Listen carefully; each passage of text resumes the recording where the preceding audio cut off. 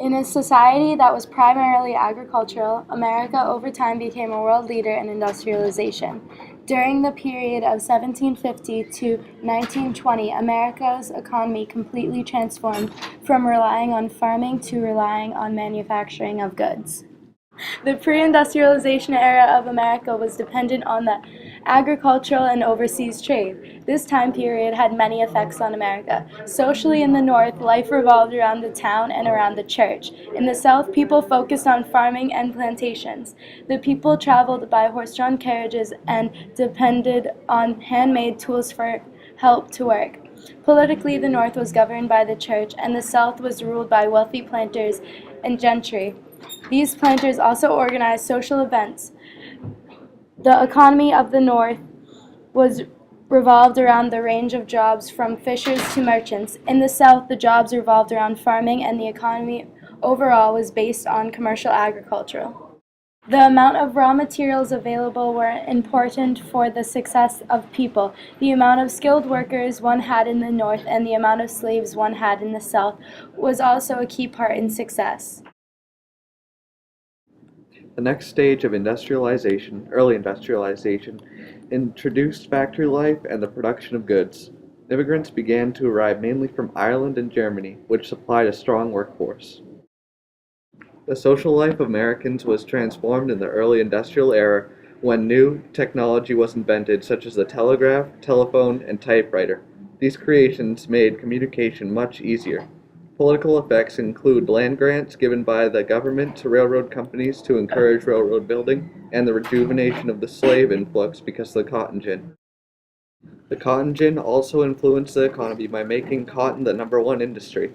Due to the fact that the production of cotton was now much more efficient, another economic effect on the early industrialization was that America's government was very laissez-faire, allowing business to grow bigger with little control. Lastly, the creation of railroads was an extreme benefit to America's economy. They linked the country together and made it much easier to transport goods and people. Railroads also helped the economy by sparking steel, coal, and iron industries. During the early industrial time, a large factor that hindered an industry's success was the amount of people, immigrants and women in the North, slaves in the South, available to work. The discrimination of immigrants slowed down industrialization. Much nativism occurred, causing clashes between people in the factories. Things such as strikes and unions slowed down work also, since much of the workforce was lost for a period of time. Other factors, such as transportation access to canals, the availability of raw materials, tariffs, and the level of technology determined whether or not the factory would be successful. Industrialization helped the nation become more advanced in technology, and America began to make more money. Industrialization attracted more people to America. These factors all led to America becoming a world leader. During the late industrialization period, life mainly revolved around working in factories. During this time, a social effect was a massive wave of immigration.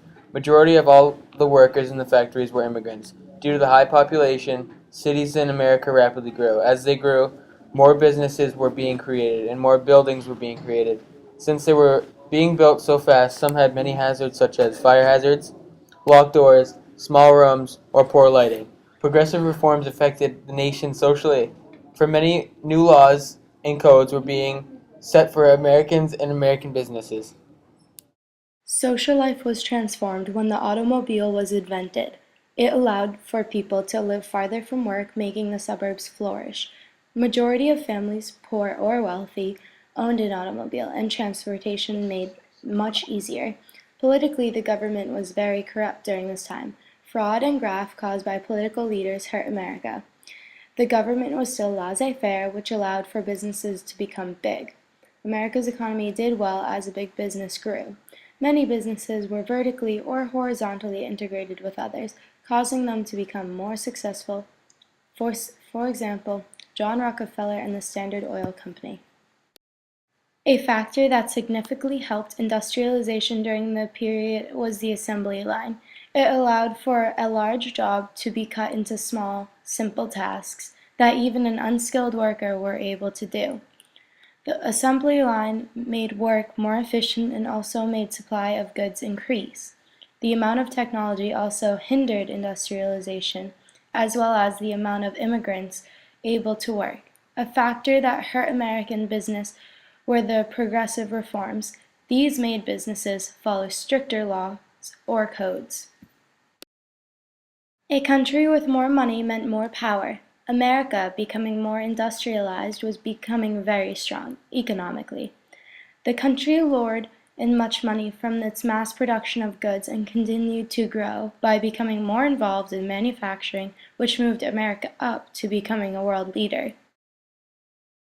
After the industrialization era, America received an economic boom around the 1950s. Many jobs increased their wages, making the wealth amongst the people spread rapidly. Companies and businesses were economically affected during this time, for they started to expand overseas or globalize. Companies globalized in order to be located closer to raw materials or to reduce labor costs where wages were lower. White-collar jobs, jobs working in sales and management, outnumbered the blue-collar jobs, or those performing physical labor. America's high-tech jobs shot up during this time. The service sector jobs, or the jobs that provided services to consumers, increased tremendously. Temp workers were a huge part of America's economy after industrialization. These were workers needed for short periods of time or emergencies. Hiring temps cost companies less. The economy also benefited from advertising. Many more people were persuaded into buying products. And lastly, the growth of an automobile industry greatly impacted America's economy by helping other industries such as steel, rubber, and oil. Socially, America was affected by the rapid growth of the suburbs. Many people choose to live further away from work and move out of big cities. The people in America significantly benefited from the improvement of medical and electronical technology. New home appliances were introduced, such as washing machines, vacuums, refrigerators, radios, and air conditioners. This transformed the home life of an American family. Also transforming the life in the American family was the fact that both parents had to work instead of just one in order to maintain the family's comfortable lifestyle. However, the work life just improved greatly, for wages were increased, hours were lowered, and workers received paid vacations, benefits, and insurance. After industrialization, another form of transportation became popular, the airplane. The aviation industry skyrocketed during this time. Politically, the United States joined the new version of General Agreement on Tariffs and Trade. Credit was a big factor of the large consumption of goods during this time. More people believed that they would be able to pay off debt over time, so they bought more products. The amount of advertising also affected the consumption of products because it determined the amount of people wanting to buy the products. Service sector jobs were hindered by the economy. If the economy was bad, many lower service sector jobs were laid off, simply because the jobs were not needed. The global industrialization caused America and the American people to become wealthier. American businesses became very strong from new technology, a huge workforce, and the new business strategies, causing other countries to want to trade with them. This lured in much money for the country of America. More money meant more power, which clearly states the reasoning behind America's position as a world leader.